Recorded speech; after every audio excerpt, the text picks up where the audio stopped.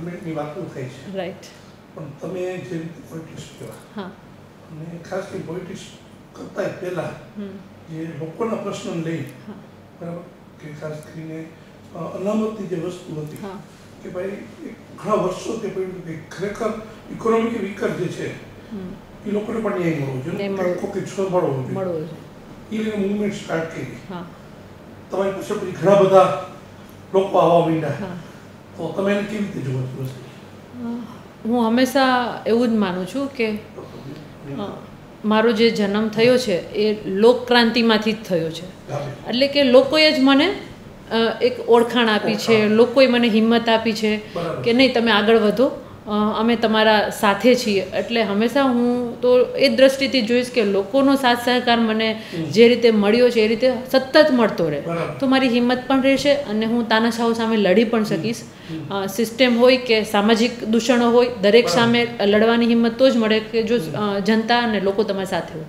એટલે હંમેશા હું એમને એક મારા ઋણી તરીકે, મારું ઋણ છે ટૂંકમાં, મારે ચૂકવવાનું છે, એ જ દ્રષ્ટિથી જોઈએ. પાટીદાર મહિલાઓ, ખાસ પાટીદાર દીકરીઓ જે અત્યાર સુધી ક્યારે પોલિટિક્સ નજીક દૂર રહેતા, તમારો પછી કેવું ઇન્સ્પાયર કેવા કેવા લોકોએ તમારી સાથે સંવાદ કર્યા, એ થોડુંક શેર કરશો? હા, ચોક્કસ.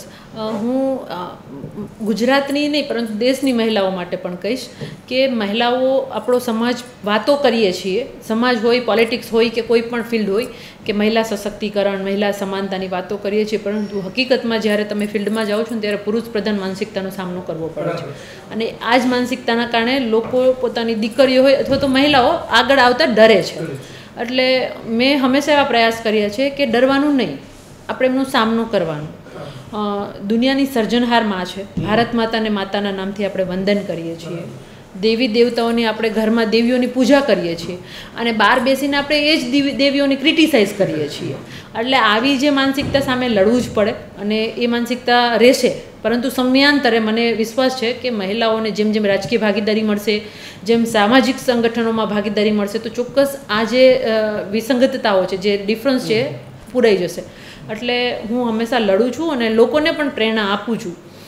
જોકે હું એટલી મોટી નહીં કે મારામાંથી કોઈ પ્રેરણા લઈ શકે, પરંતુ એટલી મને ખબર છે કે તમે એક કદમ ચાલતા હોય ને તો 10 લોકો હિંમત કરતા હોય છે કે નહીં ચલો આપણે પણ ચાલીએ.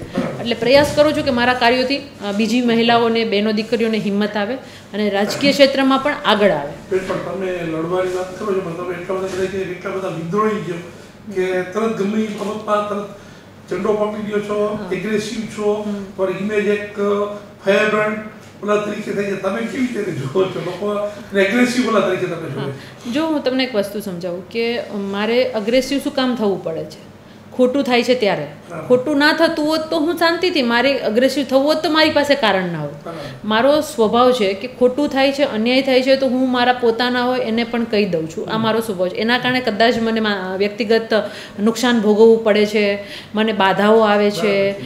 અમુક માણસો એવું ઈચ્છતા હોય કે ના આ તો બોલી દેશે એટલે જી હજુરી કરતાં મને ફાવતું નથી, એના કારણે મને વ્યક્તિગત નુકસાન ભોગવવું પડે છે. પણ મને વિશ્વાસ છે કે મારો આ જ સ્વભાવ અને મારું આ જ કાર્ય કરવાની પદ્ધતિ મને હિંમત આપશે અને મને શક્તિ પણ આપશે અને મને આગળ વધારશે કે જેથી કરી હું વધારે કામ કરી શકું. એટલે મારા સ્વભાવથી હું પણ પરિચિત છું, પણ હું લોકો ઉપર હાવી નથી થતી, હું નેતા ઉપર હાવી થાઉં છું, હું સિસ્ટમ ઉપર હાવી થાઉં છું કે તમે ખોટું કરશો તો હું બોલીશ. એટલે એ તો રહેવાનું, કારણ કે લોકોમાંથી અમે ઉત્પન્ન થયા છીએ. તો પાસમાં પછી બીજેપીમાં પછી તમારું અલગ વસ્તુ બધા વિચારે કે પાસમાં કદાચ જો તમે કોમ્પ્રોમાઇઝ કરી લીધું હોય તો કદાચ તમે ધારાસભા પણ લડી લીધી હોય એવું પણ બની શક્યું હોય. નહીં તો રેશમાબેન એક ઓપોર્ચ્યુનિસ્ટ તરીકે કે રેશમાબેનને વિઝ્યુલાઇઝ નથી કરતા પોતાના પોલિટિકલ કેરિયર કે શું કારણ?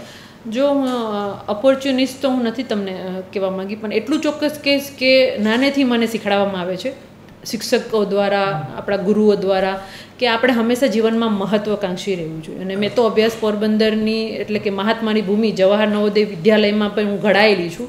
એટલે મને હંમેશા પાઠ શીખવાડવામાં આવેલો છે કે તમારે મહત્વાકાંક્ષા હોવી જોઈએ, જીવનમાં લક્ષ્યાંક હોવું જોઈએ. તો હું માનું છું કે હું આગળ વધવાનો પ્રયાસ કરું તો એને તમે ઓપોર્ચ્યુનિસ્ટ ના કહી શકો, તમે મહત્વાકાંક્ષી કહી શકો. તમે એક જનૂનથી આગળ વધું છું તો તમે એવું કહી શકો કે હું કંઈક બનવા ઈચ્છી રહી છું, પરંતુ એની પાછળનો મારો હેતુ પણ તમારે જોવો પડે કે મારો હેતુ શું છે. કે હું બળવાન બનીશ તો હું 10 લોકોની મદદ કરી શકીશ, હું પરિવર્તન લાવી શકીશ. હું મહત્વાકાંક્ષા માટે પોલિટિક્સમાં તમારે જવું જરૂરી કેટલું અને તમે ધારાસભા લડી લેવી જરૂરી હતી કે નહીં?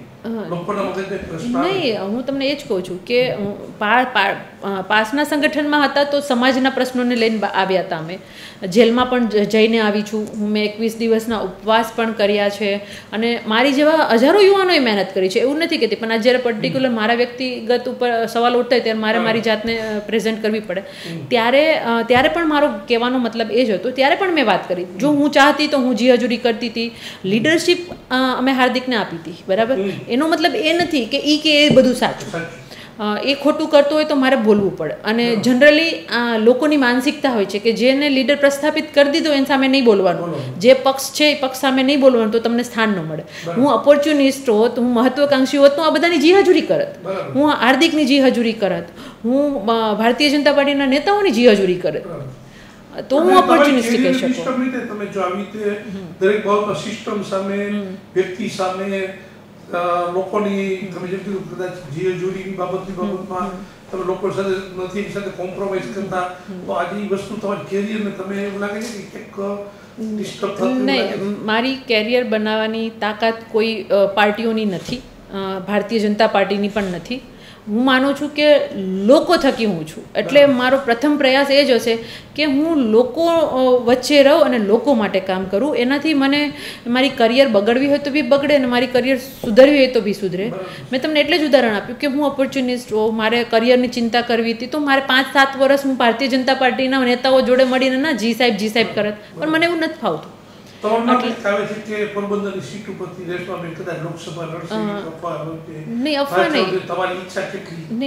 નહીં, હું આજે આપના માધ્યમથી કહું છું ને કે હું પોરબંદર લોકસભા ભારતીય જનતા પાર્ટીના વિરુદ્ધમાં લડવા જઈ રહી છું અને હું લડીને બતાવીશ. જો રાજકીય પક્ષોના એજન્ડા મને અત્યારે હું તમને નહીં કહી શકું. જે રીતે મેં તમને વાત કરી કે દરેક પક્ષો મહિલા સશક્તિકરણની વાતો કરે છે, પરંતુ 182 ટિકિટમાંથી ભૂતકાળમાં, હમણાં નજીકના જ ભૂતકાળમાં 12 થી 13 ટિકિટો મહિલાઓને આપી. 50% વોટ બેંક મહિલાઓની છે, જનભાગીદારી મહિલાઓની છે, તો તમે એને જનપ્રતિનિધિત્વ ખાલી આટલું જ. એટલે આ માનસિકતા સામે પણ લડવું પડે છે. એની સાથે સમાજની પણ માનસિકતાને ચેલેન્જ કરવી પડે છે. આજે લોકોને એવું છે, આજે ગ્રામ પંચાયત જોઈએ કે સરપંચ તરીકે મહિલાઓ હોય, તાલુકા પંચાયત પ્રમુખ તરીકે મહિલાઓ હોય, જિલ્લા પંચાયત પ્રમુખ તરીકે મહિલાઓ હોય, તો એના હસબન્ડ હોય અથવા ફેમિલી મેમ્બર કરતા હોય. આ જે માનસિકતા છે, મહિલા ખરેખર ખાલી કેવા પૂરતું છે, કઠપૂતળી એક યુઝ થઈ છે. એ લઈને જે પોલિટિકલ લોકો જે રીતે જોવે છે કે એને સિરિયસલી કદાચ તમારા માટે ચેલેન્જિંગ નહીં થઈ? નહીં, દુનિયામાં હંમેશા ચેલેન્જ જ હોય છે અને હું ચેલેન્જોથી ડરતી નથી. હું માનું છું, મેં સામાજિક સંઘર્ષો પણ જોયા છે, વ્યક્તિગત જીવનમાં પણ સંઘર્ષો જોયા છે અને મેં રાજકીય સંઘર્ષો પણ જોયા છે. એટલે હું હંમેશા જોઉં છું કે દુનિયા સંઘર્ષમય છે અને તમારે સંઘર્ષ કરવાનો છે. હું ગીવ અપ કરવામાં નથી માનતી, હું હંમેશા આગળ વધવામાં માનું છું. એટલે આજે તમે મને કહ્યું કે આટલું છે તમારી સામે ચેલેન્જ, તો હું એને સુધારવા માટે તો હું આજ એક જાહેર પ્લેટફોર્મ પર છું કે હું પ્રયાસ કરીશ, હું પ્રયાસ કરી શકું, હું લોકોને સમજાવી શકું, લોકોનો સાથ મને મળે તો 100% પરિવર્તન આવી શકે. એના માટે હું હંમેશા ભૂતકાળમાં આપણા જે બધા નેતાઓ થઈ ગયા છે, જે આપણા ક્રાંતિવીરો થઈ ગયા છે, એમાંથી હું પ્રેરણા લઉં છું. હું માનું છું કે કોઈ પણ વસ્તુ આપણે એમ કહીએ કે અશક્ય નથી, તમે ચાહો તો એને શક્ય બનાવી શકો, પણ ચેલેન્જ હોય છે, તમારે એને પાર કરવાની હોય છે. નેતા નથી થઈ ગયા, ક્રાંતિવીરો સત્તા ઉપર નથી આવી શકે, એ પણ કડવી વાસ્તવિકતા. જુઓ, સત્તા, સમાજકારણ, રાજકારણ, આ બધી વસ્તુને હંમેશા આપણે અલગ કરતા હોય છે, પણ હું માનું છું આ વસ્તુ અલગ નથી. તમે ને હું 18 વર્ષના હતા ત્યારથી વોટ આપીએ છીએ. ઇટ મીન્સ કે આપણે જનપ્રતિનિધિત્વમાં આપણી ભાગીદારી નોંધાવીએ છીએ. એટલે હું હંમેશા માનું છું કે ક્રાંતિ હોય, રાજકીય ક્રાંતિ હોય, સામાજિક ક્રાંતિ હોય, તો બધું તમારે ભેગું જ હોય છે. એમાં આપણે એને અલગ કરવા જઈએ તો આપણે કન્ફ્યુઝ થઈ જાય. એક જ વસ્તુ છે કે અમે સમાજની ક્રાંતિમાંથી રાજકીય પ્લેટફોર્મ ઉપર આવ્યા છીએ. રાજકીય પ્લેટફોર્મ એ આપણા લોકશાહી દેશનું એક સ્તંભ છે. તમારે એમાં સક્રિય રહેવું જ પડે, યુવાઓએ રહેવું પડે. એમાંથી તમે અરુચિ રાખશો તો તમે પરિવર્તન નહીં લાવી શકો, તમે લોકોનું કામ નહીં કરી શકો. હા, એક વસ્તુ છે કે હવેની રાજનીતિમાં એવું છે કે તમને ઓપોર્ચ્યુનિટી પક્ષો આપી રહ્યા છે. આવું એક ચિત્ર ઊભું થયું છે કે તમને પક્ષ ટિકિટ આપશે તો જ તમે એમએલએ બની શકશો, તમને પક્ષ એમપીની ટિકિટ આપશે તો જ તમે એમપી બની શકશો. એના કારણે સાચા નેતૃત્વને સંઘર્ષ કરવો પડે છે. પૈસાવાળાને ટિકિટો આપી દેવાની, ગુનાહિત ઇતિહાસ ધરાવતા હોય એને ટિકિટો આપી દેવાની, અને મહિલાઓમાં બી એમના સક્ષમ મહિલાને ટિકિટ નથી મળતી. હશે, 2-5 હશે, હું ના નથી પાડતી કે દરેકને નહીં, 2-5ને છોડતા એ સક્ષમ પરિવાર હોય કે એમને ટિકિટો આપી દેવાની. એટલે આ જે પદ્ધતિ છે એને લોકોએ સમજવી પડશે ને લોકોએ બદલાવવી પડશે. કારણ કે આપણે ક્યાંક ને ક્યાંક લોકોને આપણે યાદ કરાવવું પડશે કે લોકશાહી દેશમાં પ્રજાતંત્રમાં પ્રજા રાજા હોય છે, પ્રજા જ બધું કરી શકે છે. એટલે હું એ પ્રયાસ કરીશ કે પ્રજા થકી હું છું, પ્રજા રાજા છે ને હું એમની સેવક છું, હું એક કહેવાય છે કે સૈનિક છું, એ સેનાપતિ છે. એટલે મારે આ એક ઉદાહરણ પૂરું પાડવું છે. બરાબર બેન, પાસમાં હતા ભાજપમાં ટૂંકો સમય એવું શું કારણ રહ્યું કે ભાજપની સામે પણ તમે લડવું પરિસ્થિતિ છે, પાસ તમને કેટલો સહકાર આપશે કારણ કે આફ્ટર ઓલ સત્તા ઉપર આવશે તો જ કંઈક ચેન્જ કરી શકશે, સત્તા હોવી પણ જરૂરી છે. રાઈટ. હવે હું આપને જણાવું કે પાસમાં હતી, હું પાસ સંગઠનના એક ક્રાઇટેરિયામાંથી હું અલગ પડી હતી, એમના મુદ્દાઓથી અલગ નથી પડી. હું આજ પણ ભારતીય જનતા પાર્ટીમાં રહી અને પાસના જે મુદ્દા, પાસના કરતાં એવું આપણે કહીશું કે પાસ એસપીજી પાટીદાર સમુદાયના જે મુદ્દાઓ છે એને હું હંમેશા વાચા આપતી રહી છું. એટલે તમે એવું કહી શકો કે હું પાસના સંગઠન, પાસના બેનરમાંથી અલગ થઈ, પરંતુ એ મુદ્દા સાથે અલગ નથી થઈ. હું ભારતીય જનતા પાર્ટીમાં છું. આજ ભારતીય જનતા પાર્ટીમાં અમે એ આશા સાથે આવ્યા હતા કે લોકોના કામ કરી શકીશું, એમણે જે વાયદાઓ આપ્યા છે વાયદાઓ પૂરા કરશે. પરંતુ આ 1-1.25 વર્ષનો સમય થઈ ગયો, મેં વારે રજૂઆત કરી છે, છતાં પણ એ લોકો કોઈ સમાધાન નથી લાવતા. ઉલટાના પ્રશ્નો વધતા જાય છે. પ્રશ્નો એ રીતે વધતા જાય કે આંદોલનકારી હોય કે બીજા અન્ય કોઈ પણ માંગણીઓ કરે એના પર દમન કરવાના, એને તમારે વિરોધ કરવાના. 10% પાસ કરવાની વાત કરી છે કેન્દ્ર સરકારે. ઈસુ તો આ પ્રશ્ન શું દેખાય જો ઈબીસી એમણે પાસ કર્યું. ગુજરાત પ્રથમ રાજ્ય છે કે જે ઈબીસી લાગુ કર્યું એવો શ્રેય લીધો. હું તમને ઉદાહરણ આપું, જે ઓએનજીસીની એક્ઝામ હતી, એક્ઝામમાં ઈબીસીના કોટા નથી. સિવિલ જજની એક્ઝામ હતી, એમાં ઈબીસીનો કોટા નથી. તો તમે કઈ રીતે એડવર્ટાઇઝ કરી? મને જવાબ આપે સરકાર? નહીં આપી શકે. તો આવા અસંખ્ય મુદ્દાઓ છે. હું તમને વાત કરું કે સૈનિકોની, આજે આપણા 46 વીર જવાનો શહીદ થયા. એ આતંકવાદીઓ, એ રાક્ષસો આપણી ધરતી ઉપર આવીને આટલું મોટું ષડયંત્ર કરી ગયા, છતાં પણ તંત્ર સૂતું રહ્યું. ફૌજી વીરો આયે દિન શહીદ થઈ રહ્યા છે. જ્યારે ચૂંટણીઓ હતી ત્યારે એના માથા ઉપર રાજનીતિ કરવામાં કોઈ બાકી નહીં રાખ્યું. એકના બદલામાં 10 લાવીશું, અમે આ કરીશું, અમે તે કરીશું. તો અને જ્યારે ઇલેક્શનો હોય છે, કેવું જો સાંભળો, એક મર્યાદા હોય ને. તમે કરો છો તો તમે શહીદોને માથા પર રાજનીતિ ના કરો. તમે જ્યારે ગુજરાતની ઇલેક્શન હતી ત્યારે આતંકવાદીઓ ગોતીના લાવ્યા હતા ગમે ત્યાંથી, કોની જોડે જોડી દીધા? વિરોધ પક્ષના નેતા જોડે જોડી દીધા. શા માટે? આ લોકોની આ માનસિકતા, કૂટનીતિ છે. એ હું તમને જણાવું કે એ લોકો ઇલેક્શન ટાઈમે શું કરે છે. તો ત્યારે તમે 2 આતંકવાદીઓને ગોતી શકતા હતા, તો આટલું મોટું ષડયંત્ર થયું ત્યારે તમે કેમ ન ગોતી શક્યા? ત્યારે કેમ આપણા દીકરાઓને શહીદ થવું પડ્યું? એટલે જ્યારે ચૂંટણીઓ આવશે ને, એટલે આ લોકો પ્રજાની લાગણીઓ જોડે ભયંકર રીતે લડે છે. 5 શબ્દોનો ઉપયોગ કરશે, 4 થી 5 શબ્દોનો. પહેલાં તો પાકિસ્તાન, કે પાકિસ્તાન બોલી વારે બોલવાનું અને પ્રજામાં ભાવ ઉભો કરવાનો. આતંકવાદ કરીને એવું સાબિત કરશે કે અમે બહુ રાષ્ટ્રપ્રેમી છીએ. બરાબર? અને રાષ્ટ્રપ્રેમીના નામે રાષ્ટ્રને બાંટવાનું કામ કરશે. ધર્મવાદની નીતિઓને એકબીજા માટે ભડકાવશે. એનું ઉદાહરણ આપું કે યોગીજી મહારાજ એમ કહે કે હનુમાનજીની જાતિ 100 છે, તો એ તો જાતિવાદ અને ધર્મવાદ બેને ભડકાવી રહ્યા છે. બરાબર? બીજું ઉદાહરણ આપું, ગૌમાતાને લાવશે, રામ મંદિરને લાવશે. આ વખતે રામ મંદિરને વચ્ચે નથી લાવી શકે એમ, કારણ કે પોતાના ગળામાં જ ગાળિયો આવ્યો છે. એટલે એમણે શું કર્યું કે વર્ષો પહેલાં જે ગોધરાકાંડ થયું એમાં જે કાર સેવકો હતા એને સહાય અત્યારે તમે જાહેર કરી રહ્યા છો. આ શું સાબિત કરે છે? એ જ વસ્તુ કે તમારે ધર્મની રાજનીતિ કરવી છે, તમારે વોટ બેંકની રાજનીતિ કરવી છે. એટલા માટે તમે આવા શબ્દો અને આવી લોભામણી જાહેરાતો આપી અને પ્રજાની લાગણી જોડે રમત રમી રહ્યા છો. તમે દેશને બાંટવાનું ષડયંત્ર કરી રહ્યા છો. એટલે રાષ્ટ્રવાદના નામે રાષ્ટ્રને બાંટવાનું, રાષ્ટ્રમાં એકતા ના રહે એવા પ્રયાસો કરવાનું આ એક ષડયંત્ર કરે છે. એટલા માટે મને ભારતીય જનતા પાર્ટીથી રોષ છે. પ્રજા 2 પાર્ટી પોલિટિક્સ ઉપર જ ચાલ્યું છે. તો તમારા સ્થિતિમાં પોરબંદરથી લડશો ત્યારે તો કઈ પાર્ટીમાંથી એક નક્કી નથી થતું કે ભાજપની સામે છે? ભાજપની સામે હું લડવાની ફાઇનલ છું. અત્યારે તમને કી ટાઈપના સપોર્ટ કોના મળવાની તમે અપેક્ષા રાખો છો કે જે તમારું બળ બની જશે? ક્યાં લોકો તમારી સાથે જોડાયેલા છે? જો રાષ્ટ્રીય રીતે આપણે જોઈ રહ્યા છીએ કે દરેક વિરોધી દળો આજે યુનાઇટ થઈ રહ્યા છે. ભલે એ લોકોની વિચારધારા એક નથી થતી, ભલે એ લોકોનું, પરંતુ એનું લક્ષ્ય એક જ છે કે જે તાનાશાહો છે, જે જનતાને હેરાન કરી રહ્યા છે એની સામે પડવું છે. એટલે બધા યુનાઇટ થઈ રહ્યા છે. તો અહીંયા પણ હું પર્ટિક્યુલર એક જ સીટની વાત કરું છું, કારણ કે હું એટલી બી મોટી નથી બધા સીટ ઉપર કામ કરી શકું. એટલે હું એક પોરબંદર લોકસભાની વાત કરું છું ત્યારે હું એટલી આશા ચોક્કસ રાખીશ કે જે પણ ભારતીય જનતા પાર્ટીને પાડી દેવા ઈચ્છતા હશે એ મને ચોક્કસ સાથ સહકાર આપશે, કારણ કે હું આજે લડવા માંગુ છું, મને લડવું છે. અને હું બધાને વિનંતી પણ કરીશ, બધા વડીલો છે એમને મળીશ, રાજકીય વડીલો, સામાજિક વડીલોને, અને હું કહીશ કે આપણે બધા યુનાઇટ થઈને લડીએ તો બેસ્ટ રિઝલ્ટ આપી શકીએ. હું લડવાની છું એ મેં નક્કી કરી લીધું. હા, એ પણ પોરબંદર વિસ્તારમાં આવે છે, કોંગ્રેસના ધારાસભ્ય છે. કોંગ્રેસ કદાચ એમને પણ આગળ કરે તો ક્યાંક પાસના તમારા જે બધા રિલેશન્સ છે જે તમારા સાથે જે જોડાયેલા છે એ લોકો માટે દીધા ઊભી થશે, કોટકટ થશે, શેરિંગ શું થાય. આફ્ટર ઓલ આપણી સ્થિતિ એવી છે કે જ્ઞાતિ બળ બધા ફેક્ટરો અસર કરે, આપણે સ્વીકારી ન સ્વીકારી, વાસ્તવિકતા સ્વીકારવી પડે છે. હજી આપણી ત્યાં પબ્લિક હજી જ્ઞાતિ બેઝ ઉપર વોટિંગ વધારે કરી રહ્યું છે. ત્યારે પાસના વોટે તમારે ડિવાઈડ થવાની પોસિબિલિટી રહેશે, જ્ઞાતિના વોટે ડિવાઈડ થવાની પોસિબિલિટી. તો લલિતભાઈ વસોયાનું તરફનું સપોર્ટ કેવો હશે, અથવા તમે નહીં એ જ કહું છું કે હંમેશા વડીલોએ જતું કરવાનું હોય છે, કોમ્પ્રોમાઇઝ કરવાનું હોય છે. અને હું તો બાળ અઠ અને સ્ત્રી અઠ બે લઈને બેઠી છું. મારા કાકા છે, મારા વડીલ છે, એટલે હું તો બાળ અઠ અને સ્ત્રી અઠ બે લઈને બેઠી છું. હું અઠ નથી છોડવાની, પણ હા મારા વડીલને ચોક્કસ મનાવીશ કે તમને સક્ષમ તમે બન્યા, એમાં ક્યાંક ને ક્યાંક સૌનું યોગદાન છે, મારું પણ યોગદાન છે.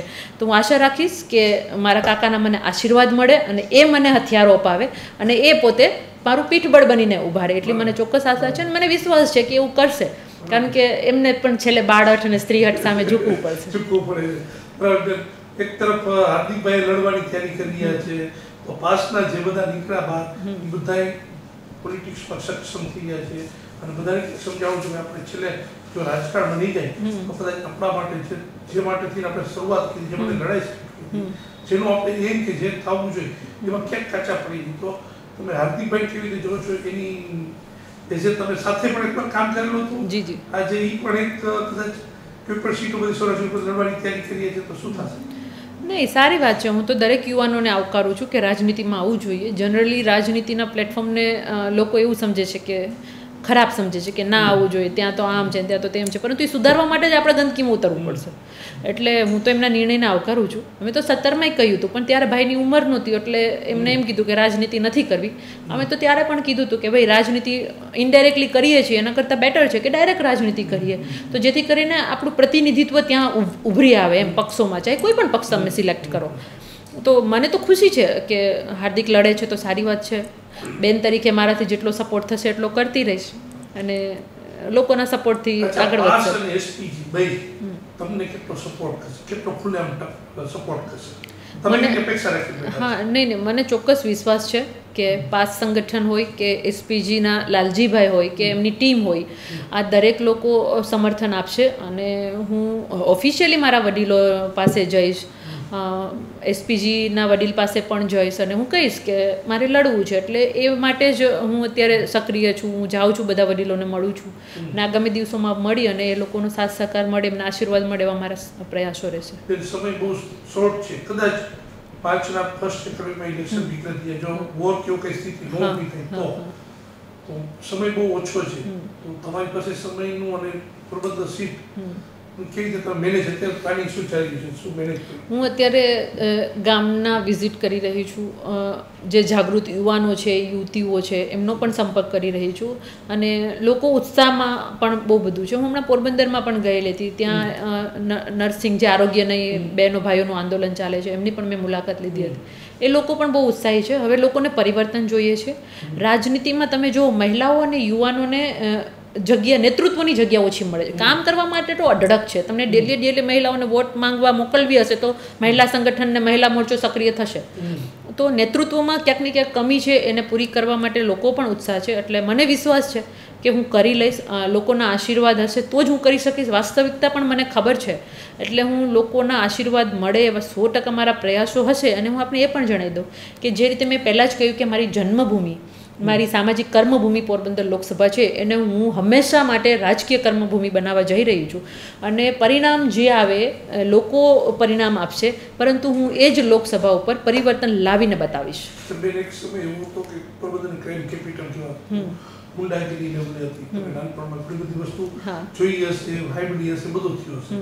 અને પોલિટિક્સમાં તો એકદમ ત્યાંનું વાતાવરણ કે છે બહુ એક અલગ જ હોય છે. ક્યાંક એ વાતાવરણ રેશમાબેનને કે સંઘર્ષમાં ઉતારશે, ઘર્ષણમાં ઉતારશે કે શું કરાવશે? જો મને કોઈ ગુંડાગર્દીઓથી બીક નથી, મને મારા મોતની પણ બીક નથી.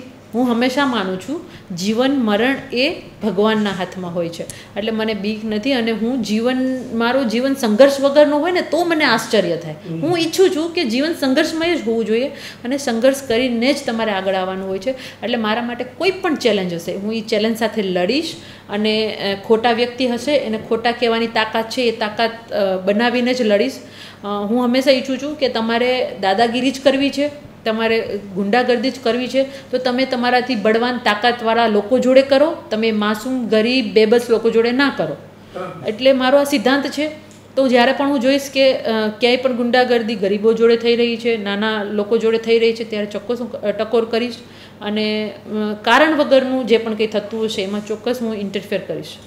પોરબંદર સીટની વાત કરીએ, પોરબંદરના પ્રશ્નોની વાત કરીએ, ક્યાં પ્રશ્નો પોરબંદરના તમને એવા દેખાય છે કે જેને તાત્કાલિક આપણે નજરમાં લેવા જોઈએ, કદાચ સંસદ સભ્ય થઈ જાઓ તો કયા પ્રશ્નોને તમે વાંચા આપવાની કોશિશ કરશો? જો પોરબંદરમાં ખેડૂત સમુદાય બી બહુ મોટે બહોળ સંખ્યામાં આવે છે.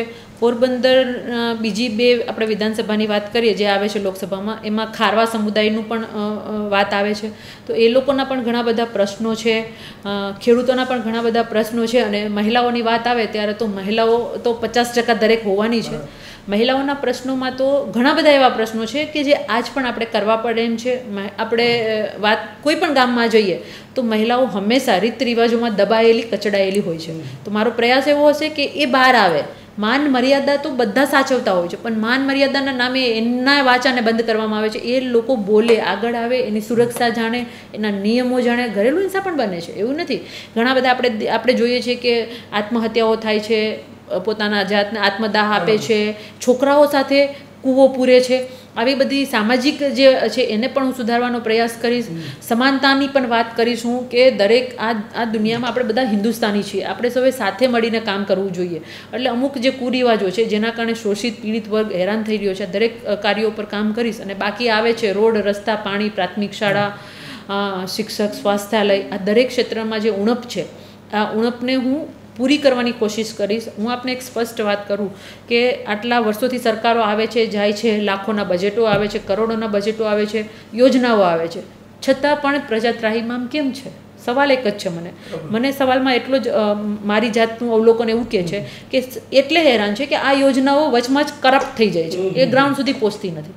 મારા પ્રયાસો એવા હશે કે હું સીધા ગામના સંપર્કમાં રહું. 700 કે 800 ગામ આવતા હોય છે તો હું 700 ગામના 5 યુવા જાગૃત, 5 મહિલા યુવા જાગૃત, વડીલો, સરપંચો, આમના સીધા સંપર્કમાં રહું, જેથી કરીને એક રેપો બિલ્ડ રહે, એમના પ્રશ્નો સીધા મારા સુધી આવે. તો બેન ખરીદ માફિયાની વાત કરી, પોરબંદરમાં એ નેક્સસ એવું છે કે નેક્સસમાં ઘણા બધા ખૂન ખરાબ બાદ બધું થાય છે. પછી તમે આ વસ્તુનું ચેલેન્જ કરો, તેમ ભલે તમે કીધું હું લડાયક છું, હું ચેલેન્જને હું કાયમ સ્વીકારું છું, પણ છતાં કારણ કે સેફ્ટી સિક્યુરિટી એવું તો નથી જરૂરી કે બધાએ અમર પટોલે રાઈટ તો એ વસ્તુ નેક્સસ જે છે એને તમે કેવી રીતે કંટ્રોલ કરી શકશો, એને કેવી રીતે લો એન્ડ ઓર્ડરની ક્રાઇમની સ્થિતિને વધારે મજબૂત કરી શકાશે? જો મને એટલી સમજ પડે છે કે આપણા દેશનું લો, કાનૂન વ્યવસ્થા બહુ મજબૂત છે. ક્યાંક ને ક્યાંક એમાં પાલન કરવા સુધીના જે અડચણો આવે છે નથી થતા. તો પ્રથમ તો હું તમને એ જ કહું છું કે આપણે પહેલાં તો માળખું જ ખાલી સીધું કરવાનું છે. માળખું સીધું કરીશું તો 50% સમસ્યાઓ ઓટોમેટિક પૂરી થઈ જશે. હું એ ક્યારેય નહીં ચલાવીશ કે કોઈ ગરીબનું ધન લૂંટવામાં આવે, ગરીબ ઉપર અત્યાચાર થાય. હું ક્યારેય એવું નહીં ઈચ્છીત કે જાતિવાદના નામે કોઈ ઉપર અત્યાચાર થાય, ધર્મવાદના નામે અત્યાચાર થાય. તો આ બધા વસ્તુને હું કંટ્રોલ કરીશ. જે રીતે તમે કીધું કે અમુક દરેક ક્ષેત્રમાં માફિયાઓ હોય છે, દરેક ક્ષેત્રમાં ગુંડાગર્દીઓ હોય છે, એને પણ એની ભાષામાં જવાબ દઈશું. પરંતુ એ જવાબ હું એકલી નહીં દઈ શકું, એના માટે સૌની તાકાત હશે. જેમ મારી તાકાત વચ્ચે હું વધારે મજબૂતાઈથી કામ કરી શકીશ. એટલે ચોક્કસ રીતે જનહિતમાં જે પણ જનહિતની અગેન્સ્ટમાં જે પણ કાર્યો થતા હશે એની સામે હું ચોક્કસ બંધ પોકારીશ. મેર સમાજનું બહુ મોટું વોટિંગ છે, મેર સમાજ બહુ મોટું યોગદાન છે. અને સંતોષબેન ત્યાં થઈ ગયા, બીજા મહિલા એક સશક્ત થઈને રેશમાબેન બહાર આવી ગઈ. મેર કોમ્યુનિટી તમારી સાથેનો કેવો રિસ્પોન્સ એટલે તમે ઇનિશિયલ જ્યારે વાત થતી હશે તે લોકોનો તમારા પ્રત્યેનો કેવો ભાવ છે? જો હંમેશા મેં તો મેર સમુદાયનું સાંભળેલું છે ને મેં તો અનુભવ્યું છે કે એ બહુ ભોળી કોમ છે, દિલથી બહુ દિલાવર કોમ છે. એટલે હંમેશા મને એમના તરફથી અત્યાર સુધીના મારા સામાજિક સંબંધોમાં હંમેશા મને પ્રેમ મળ્યો છે અને હંમેશા મને સાથ સહકાર મળ્યો છે. હું નાનેથી મેર સમુદાય જોડે કનેક્ટેડ છું. એનું કારણ કહું કે મારા મમ્મી છે બોરીચામાં નોકરી કરતા હતા, બોરીચામાં. એટલે એ મેર સમુદાયનું એક આખું ગામ છે. એટલે એના કારણે સંબંધો મારા ઘણા મેર સમુદાયના પરિવારો જોડે છે અને મને એમના તરફથી હંમેશા સકારાત્મક અભિગમ મળ્યો છે અને આશા રાખું કે રાજકીય રીતે પણ મને એ લોકો સાથ સહકાર આપશે. એટલે મને એવું કોઈ છે નહીં કે લોકો મને તિરસ્કાર કરશે. એ લોકો ચોક્કસ રીતે મને પ્રેમ અને આશીર્વાદ આપશે. સૌથી પહેલા પેલી ચેલેન્જ ઘરથી શરૂઆત થઈ. હા, તમારી ચેલેન્જ કેવી રહી છે ઘરની? આજે પણ તમારા ફેમિલીનું કેવું થયું સપોર્ટ છે? ફેમિલીમાં તો એવું છે કે ફેમિલી સંઘર્ષ તો મેં હંમેશા નાનેથી જોયો છે, પરંતુ ફેમિલી કરતાંય મેં એટલે જ પહેલાં કહ્યું કે મારું પરિવાર એ મારો સમાજ છે, લોકો છે. મારું પરિવાર તો ઓલરેડી હું સંઘર્ષમય જીવન જીવેલી છું. એટલે પરિવારનો ઠીક છે, લોકોનો સપોર્ટ હોય છે, પણ એના કરતાં વધુ સપોર્ટ મને આમ જનતાનો રહેલો છે, અન્ય મિત્ર વર્તુળનો રહેલો છે. એટલે હું હિંમત કરું છું. અને જેમ તમે કહ્યું કે સંતોકબાઈ ધરતી ઉપરથી એક નેતૃત્વ કરીને મહિલા નેતૃત્વને એણે એક ઉદાહરણ પૂરું પાડ્યું હતું, તો એ ભૂમિના પણ આશીર્વાદ મળવાના છે, મહાત્માની ભૂમિના પણ આશીર્વાદ મળવાના છે. વિઠ્ઠલભાઈ રાદડિયા જે આ ધરતી ઉપરથી એક યોદ્ધા તરીકે ઓળખાય છે, ભલે ભારતીય જનતા પાર્ટીમાં છે છતાં પણ સમાજના વડીલ છે. એટલે એમના પણ આશીર્વાદ, એમના કર્મભૂમિના આશીર્વાદ લઈશું.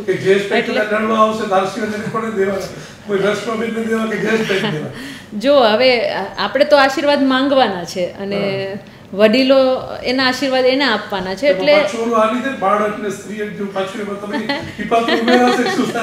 એટલે ચોક્કસ રીતે સ્ત્રી હટ ને બાળહટ સામે સારા સારા રજવાડા અને સારા લોકો બધા કહેતા હોય છે કે ઝૂકતા હોય છે અને એમ કહેતા હોય છે કે વાંધો નહીં, સ્ત્રી હટ છે, બાળહટ છે, તો ક્યાંક ને ક્યાંક એનો ફાયદો મને થશે અને મનાવી શકીશ. All the best. Thank you.